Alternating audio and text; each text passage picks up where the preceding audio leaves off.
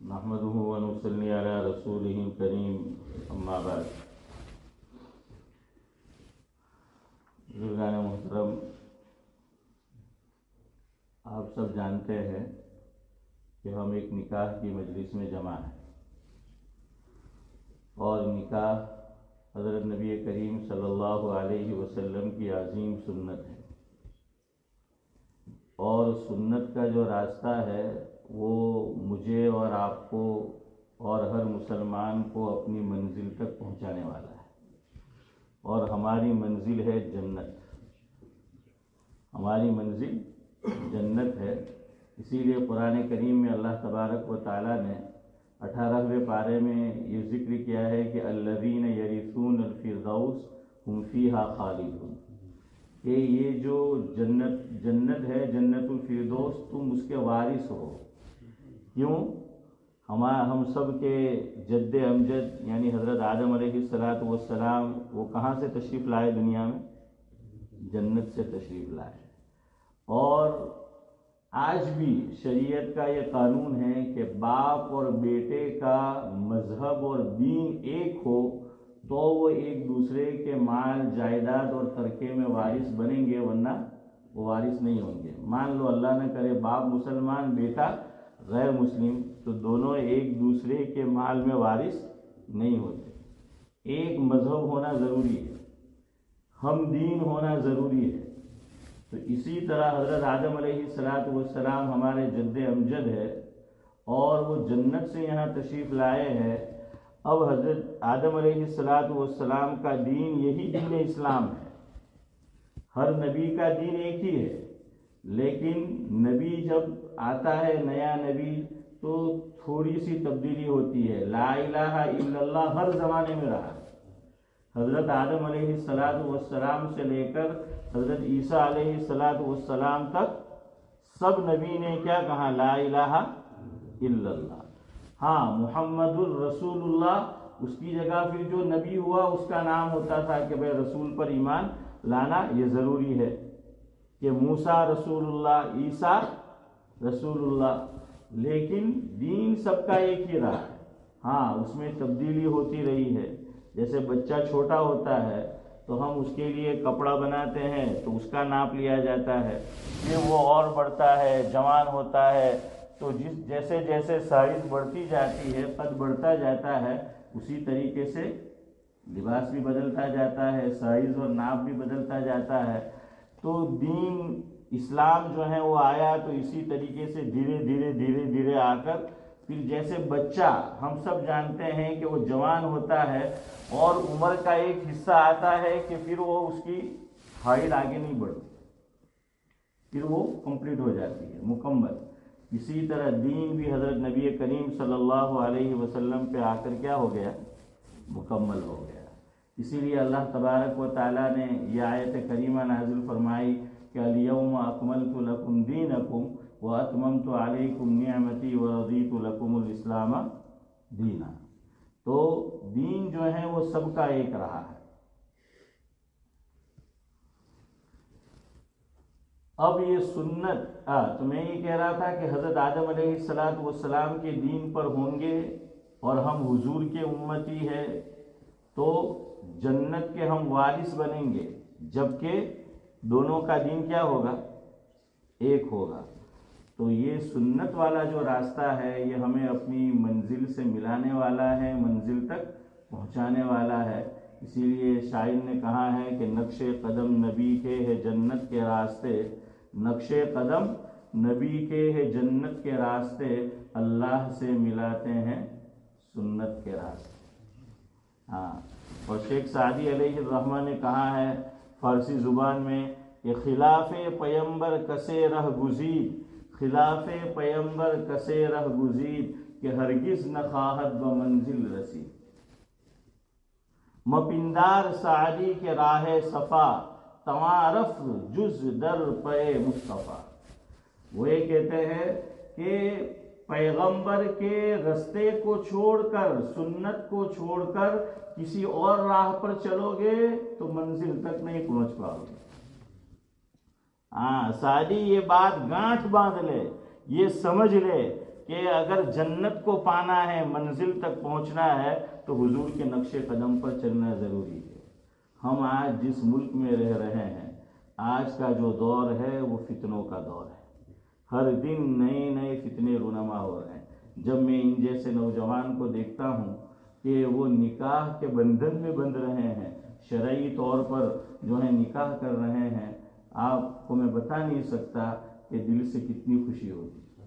ورنہ یہ جہاں پل بڑھ رہے ہیں، جہاں جا کے اسکول میں پڑھ رہے ہیں، اور جو ماحول ہے، اب یہاں آپ جانتے ہیں کہ ایک نئی چیز شروع ہو گئی ہے کہ پارٹنر کے طور پہ رہنا، نکاح نہیں کرنا، جانوروں کی طرح خواہش پوری کرنی، نکاح کے بندھن میں نہیں بندھنا۔ کیوں؟ نکاح کو بوجھ سمجھا جا رہا ہے۔ نکاح کو کیا سمجھا جا رہا ہے؟ بوجھ سمجھا جا رہا ہے، اور کہا کہ بس ایسے ہی رہتے رہو۔ حالانکہ شریعت کیا کہتی ہے کہ جب لڑکا اور لڑکی یا مرد اور عورت زنا کرتے ہیں، حدیث پاک کا مفہوم ہے ایمان ان کے دل سے نکل جاتا ہے اور اوپر سائبان کی طرح رہتا ہے۔ اگر اسی حال میں وہ دنیا سے چلے گئے تو آپ سوچو وہ کیسے جائیں۔ تو اس لیے ایسے ماحول سے لوگ بچے ہوئے ہوتے ہیں۔ جتنے بھی نوجوان ہیں، اللہ تعالیٰ میری اولاد کی، آپ کی، سب کی جو ہے وہ حفاظت فرمائے، اور جس طرح ان کو آپس میں نکاح کے بندھن میں بندھنا ہے، اس طریقے سے ان کو بندھنے کی جو ہے وہ توفیق نصیب فرمائے۔ میں آپ کا زیادہ وقت نہیں لوں گا، 2-4 منٹ۔ دیکھیے نکاح کو بوجھ کیوں سمجھا جا رہا ہے؟ ہمیں اپنی اولاد کی تربیت کی بھی ضرورت ہے۔ لوگ کہتے ہیں کہ بچوں کی تربیت نہیں ہو پائی، میں کہتا ہوں بڑوں کی تربیت نہیں ہو پائی۔ تربیت بڑوں کی نہیں ہوئی ہے۔ کیوں؟ آج یہاں کی جو نوجوان ہیں، آپ ان کا ذہن دیکھو، وہ ہماری طرح جو انڈیا پاکستان سے پرانے آئے ہیں اس طرح سے نہیں ہے کہ کوئی بات نہیں، وہ کہیں گے کہ ہم زندگی کی گاڑی آگے بڑھائیں گے۔ لیکن یہ پرانے لوگ ہیں، ماں باپ ہے، فیملی والے، وہی کہیں گے جہیز میں یہ بھی چاہیے، وہ بھی چاہیے، اتنے سارے لوگ جو ہیں، وہ ہال اتنا اچھا ہونا چاہیے، فلاں جگہ ہونا چاہیے، کھانے میں اتنی ویرائٹیز ہونی چاہیے، یعنی اتنی ویرائٹیز کہ اسٹارٹر میں آدمی جو ہے وہ کھانا ہی فنش ہو جائے، پیٹ ہی بڑھ جائے، اسٹارٹر میں ہی ختم ہے۔ وہ تو ساری فضول خرچی، سب کچھ جو ہے وہ ویسا ہی بچا ہے۔ اور ڈریس، ہماری فلاں فیملی کے اندر لڑکی کی شادی ہوئی تھی تو وہ تو فلاں ڈریس لائی تھی، وہ دیا تھا۔ ہر ایک کی حالت یکساں تھوڑی ہوتی، یہ ساری پابندیاں۔ اچھا یہ تو مان بھی جاتے ہیں، یہ بڑے بوڑھے جو ہیں، آپ پتا کہ نہیں ایلا کھوٹا جیسے ہمارا وہ مجبور ہیں، کھڑے نہیں ہیں، تو وہ جو ہے وہیں سے ہٹنا نہیں چاہتے۔ تو یہ ہم نکاح کو کیا کر رہے ہیں؟ بوجھ بنا رہے ہیں۔ اب یہ لڑکا لڑکی سوچتے ہیں کہ یار یہ سب کب ہو پائے گا، اس فارم کو ہم کب فل کر پائیں گے، اور پھر آپ جانتے ہیں کیا ہوتا ہے۔ اس لیے بھائی نکاح کو آسان بناؤ۔ اسلام میں تو نکاح اتنا آسان ہے کہ آپ سوچ بھی نہیں سکتے۔ یہ جو بھی نکاح سے پہلے میں خطبہ پڑھوں گا، یہ بھی سنت ہے، ضروری نہیں۔ اگر آپس میں مہر طے نہیں ہوا تب بھی نکاح ہو جاتا ہے۔ ہاں بعد میں مہر طے نہیں ہوا ہے تو پھر لڑکے کو لڑکی کو مہر مثل دینا پڑتا ہے۔ کیا دینا پڑتا ہے؟ مہر مثل۔ مہر مثل کس کو کہتے ہیں؟ کہ جس لڑکی کی شادی ہو رہی ہے، خاتون کا نکاح ہو رہا ہے، تو اس کی پھوپھیوں کا جو مہر رہا ہے وہ دینا پڑے گا۔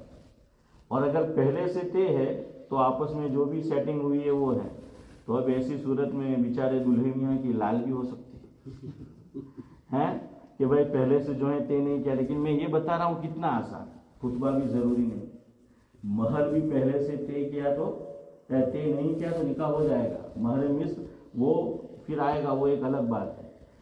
تیسرے نمبر پر صرف یہ ضروری ہے کہ دونوں لڑکا اور لڑکی کیا ہو، بالغ ہو، اور گواہ ضروری ہے۔ اتنا یاد رکھو، بغیر گواہ کے نکاح نہیں ہوتا، بغیر وکیل کے ہو جاتا ہے، یاد رکھنا۔ اور آسانی اسلام میں دیکھیے، بغیر وکیل کے ہو جاتا ہے۔ بغیر وکیل کے کیسے ہو جاتا ہے؟ لڑکی اگر نکاح کی مجلس میں موجود ہے تو وکیل کی ضرورت نہیں ہے۔ کیوں؟ لڑکی خود ہے۔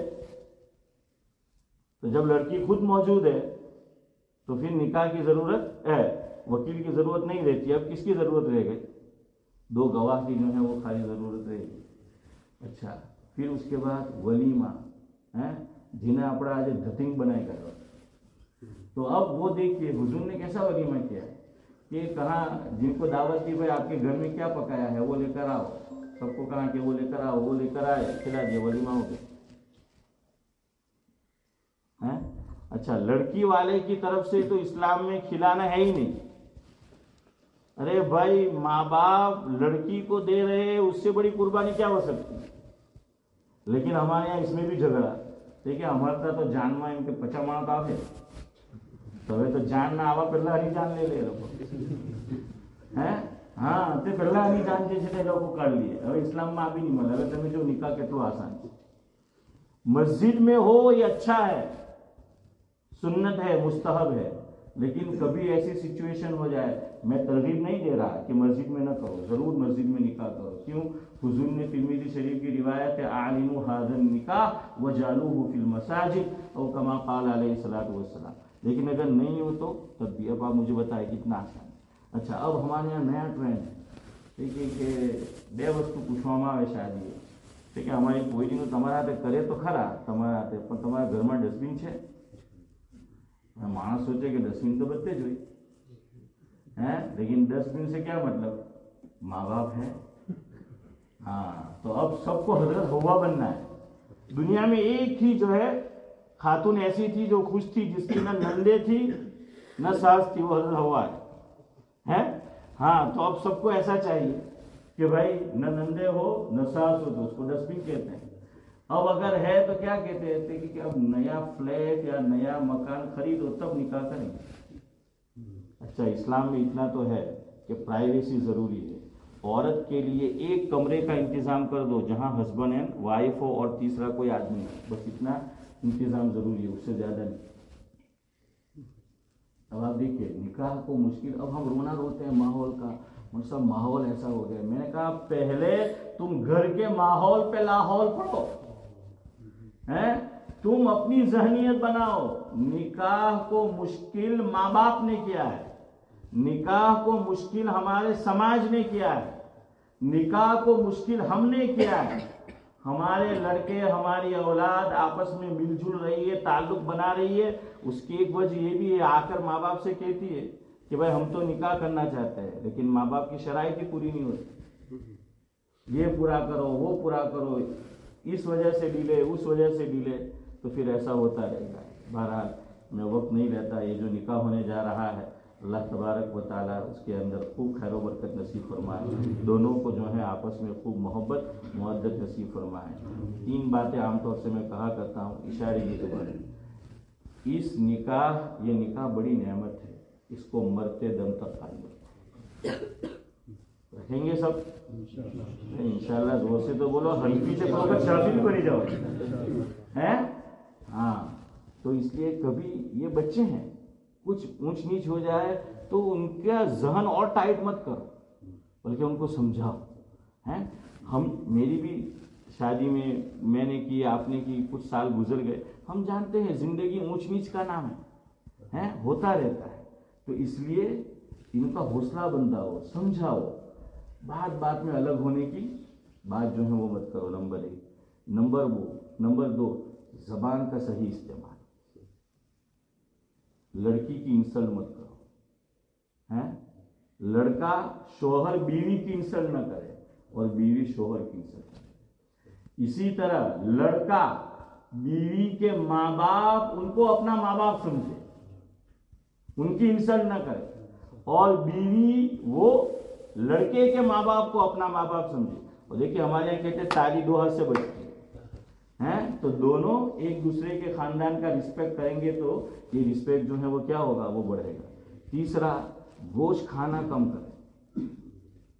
वो इसलिए कह रहा हूँ कि हमारे अंदर गुस्सा बहुत है. हम तो बात में लड़ते हैं, तो ये गुस्से की वजह से भी निकाह पर क्या होता है, बड़ा असर होता है. तो एक तो बर्दाश्त का मादा रखो, गुस्सा जो है वो कम करो, और गलती हर एक से होती है, तो एक दूसरे की हस्बैंड एंड वाइफ क्या करे, गलती को माफ़ करें. तो वो 2 शेर में सुनाता रहता हूँ. وہ سنا کر بات ختم کرتا ہوں کہ سڑک کتنی بھی صاف ہو دھول تو ہو ہی جاتی ہے، سڑک کتنی بھی صاف ہو دھول تو ہو ہی جاتی ہے، آدمی کتنا ہی اچھا ہو بھول تو ہو ہی جاتی ہے، تو ہوگی۔